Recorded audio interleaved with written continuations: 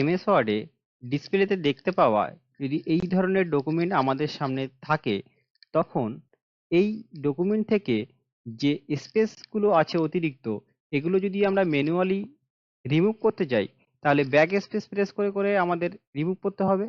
এইরকম ভাবে রিমুভ করতে গেলে অনেক সময় লেগে যায়।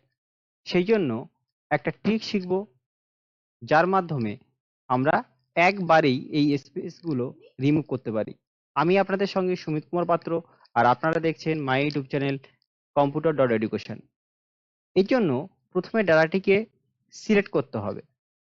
করার পরে control plus H button press করার পরে আমার সামনে যে ড্যাশবোর্ডটি আসবে, সেখান থেকে ফাইন্ড হট, এইখানে আমাকে লিখতে হবে শিফট প্রেস করে 6 এবং স্মল লেটারের ডব্লু। এরপরে রিপ্লেস উইথে গিয়ে আমাকে একবার স্পেস বার প্রেস করার পরে রিপিট অলে গিয়ে ক্লিক করব। তারপরে যে জায়গায় স্পেস আছে সেইগুলো আমার সামনে দেখা দেবে।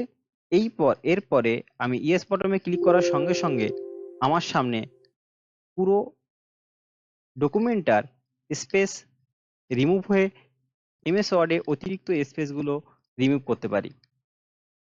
ভিডিওটি ভালো লাগলে অবশ্যই চ্যানেলটিকে সাবস্ক্রাইব এবং একটি লাইক দেবেন।